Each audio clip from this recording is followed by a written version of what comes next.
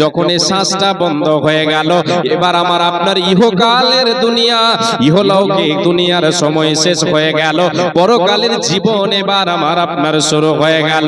আল্লাহ রাব্বুল আলামিন বলেন, ওয়া ইন্নামা তুওয়াফাউনা উজুরাকুম ইয়াওমাল কিয়ামাতি ফামান যুহজিহা আনিন নারি ওয়া উদখিলাল জান্নাতা ফাকাদ ফাজা।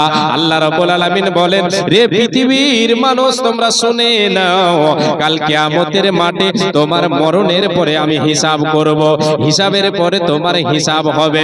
তোমাকে পাই পাই তোমাকে আমি বুঝিয়ে দেব, তুমি পৃথিবীতে কি করেছো আর কি করোনি, কতটা তোমার সৎ আমল হয়েছে, কতটা তোমার অসৎ আমল হয়েছে, আমি প্রত্যেকটা তোমাকে বুঝিয়ে দেব। পাই পাই হিসাব হবে, আমি চুল ছিঁড়া হিসাব তোমার জন্য করে দেব। ওয়া ইন্নামা তুওয়াফাউনা উজুরাকুম, এবং তোমার হিসাবের পরে তোমাকে পরিপূর্ণ বদলা আমি দেব।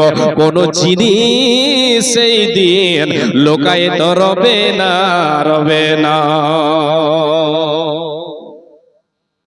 আল্লাহ বলছেন, বান্দা পাই পাই হিসাব হবে আর প্রত্যেকটার তোমাকে বদলা দেওয়া হবে। কোন দিন? পরকালে, কিয়ামতে তোমাকে দেওয়া হবে। আল্লাহ তাআলা বলছেন, এবার তোমাকে আমি হিসাব দিয়ে, তোমার হিসাব নিয়ে তোমাকে বদলা দিয়ে দিলাম। তুমি তোমার হিসাবের বদলা পেয়ে গেলে, তুমি তোমার কর্মের ফল পেয়ে গেলে, তুমি তোমার আমলের বদলা পেয়ে গেলে। এবার আল্লাহ বলছেন, ফামান যুহজিহা আনিন নারি ওয়া উদখিলাল জান্নাতা ফাকাদ ফাজা।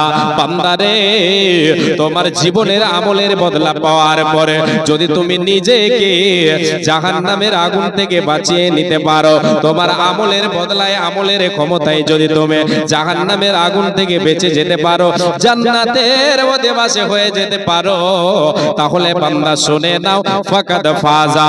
বান্দিরে, তুমি হলে কামিয়াব, তুমি হলে কামিয়াব, তুমি হলে সফল কাম, তুমি হলে সাকসেস।